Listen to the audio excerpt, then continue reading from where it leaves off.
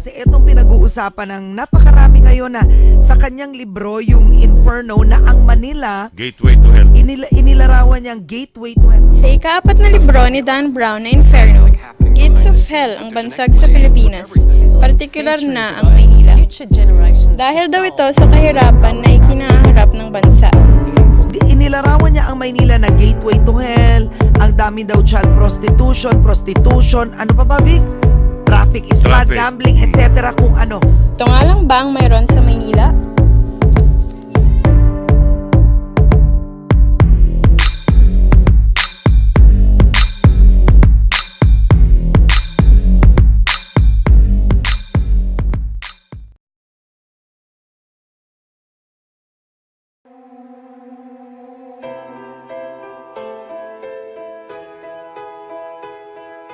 Crab mentality ang mentalidad ng mga Pilipino sa pagtangkilik ng mga fake na imported at branded na produkto upang makiuso o di kaya ay makisabay sa OOTD na makabago. Pangkabuhayan kung ituring ng mga Pilipino sa mundo ng Divisoria, sa kabila ng inggit sa produktong dayuhan, nananaig pa rin ang pagiging makabayan. Kahit sa papalibutan tayo ng mga iba't ibang product, imported man o China pa yan, iba pa rin yung food. I-postro natin yung product natin na Philippine product para maging maganda yung ng Pilipinas. Hindi tayo matabunan ng mga importe. Mas proud ako na gawin yung gawang atin kaysa sa magbenta ka ng gawang ibang bansa. Galit ang nangingibabaw sa ating lipunan pagdating sa mahihirap at kriminal. Kung sila'y makasananan sa pagdumi ng lipunan, ikinalinis ba natin ang pagkamuhi sa pagtaliwas natin sa ideyang maging tulad nila? Sa Tondo, Escolta, San Nicolas at Santa Cruz, napalilibutan man ng isa sa ika nila'y cancer sa lipunan. Anong may turing ng mga kapulisan sa sakit na ito? Tungkol dun sa mga puluring ngayon, ang nag-aaral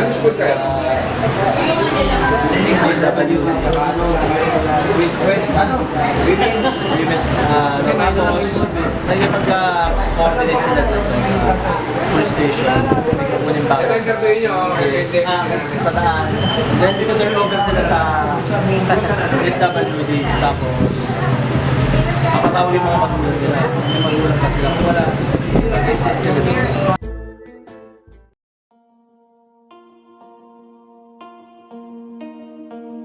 Sino pa nga bang higit sa China sa pagmamahal sa sarili?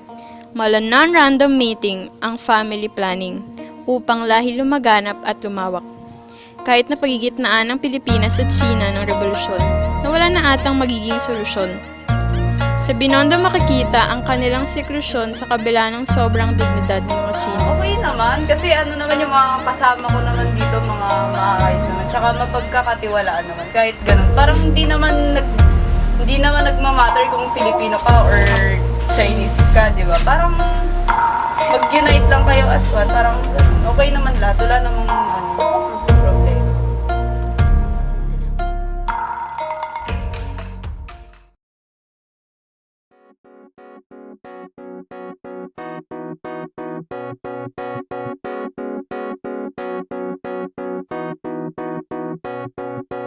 Filipino time kung ituring sa pagkakaantala ng progreso sa Maynila. Pamparegla o agimat ang laban sa buhay at paniniwala. Sa Quiapo na puno ng takot at pagbabahala, hindi nawawala ang tunay na nagbibigay pag-asa, ang simbahan sa gitna ng kawala. Ganito yan. Yung mga taong yan, unawain nyo, intindihin, pagbigyan. Bakit sila nahuhula? Bakit kung ano-ano pinagbibili, tinitinda-tinda nila dyan? Kasi wala silang kapera-pera, ibig nilang mabuhay ang kanilang pamilya. Iyan lamang ang paraan kung paano sila kumita. Kaya, nagugulan sila para kumita. Hindi naman sila niniwala dyan eh. Ginagamit lang nila yun para kumita. Pabayaan namin yan. Ay, mga yan, nagsisimba rin dito. Kaya bago kampasin ng Panginoon ay ang mga yan, katulad ng ginawa niya sa Templo sa Jerusalem, uunawain niya muna. Bakit Bakit nagtitinda sila ng ganyan? Ay, naghahanap buhay ng buhay.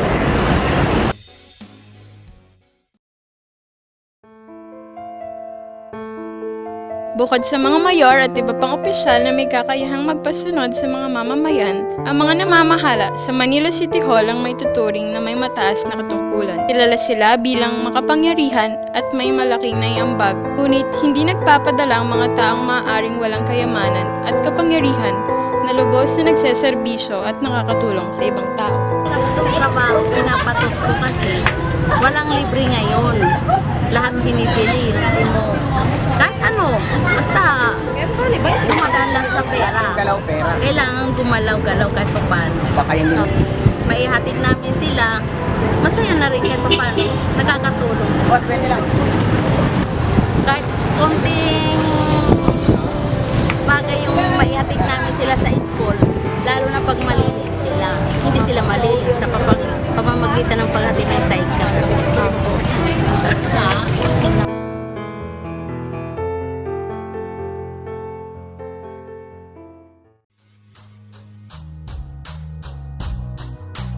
Sa panahon ngayon, ang mayaman ay lalong yumayaman at ang mahirap ay lalong humihirap. Ngunit, sa kabila ng kahirapang naidudulot ng kapitalismo, nagagawa pa din ng mga kapuspalad sa pako ang ating kababayan lumaban upang makaahon. Okay lang. Wala namang problema. Kumikita ka pa rin naman ate. Oo, kumikita ko naman kahit pa paano. Gusto ko. Kasi nag-enjoy ako. Ito lang yung enjoy ako. Dito po ba sa hanap buhay na to natulungan niyo yung family? Oo, dito. Uniform. Ay, but may ano pong nag-high school? High school. Alabas yung isa, tapos na.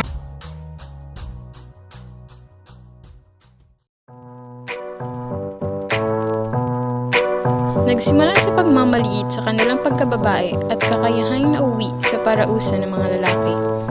Iyan ang malapit na maaaring mangyari sa isang babae, ngunit patuloy na tinatangkilik ng mga kalalakihan. Sa Malate, kung saan laganap ang bentahan ng mga babae. Anong pakiramdam? Hanggang kailan? May respeto pa kayang natitira? We are trying to project and to protect this dignity of women. In fact, we have a women's center or institute for women's studies. That is our part in empowering the women here in Manila, but the image and likeness of God.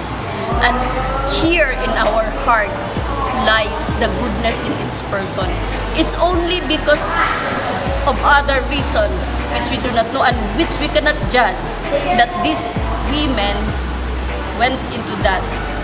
And who am I to judge? Now, can I feed these people? At the moment, no. I am only one. We are only few. And this is the problem also of the Philippines. And maybe I can say that this prostitution, or shall we say the lust that they are talking about, is not present only in the Philippines. It's a global problem.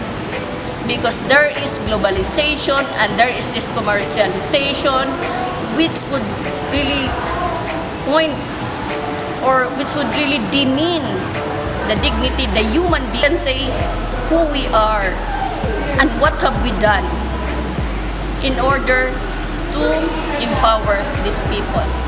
So we are who we are. Just be good to them.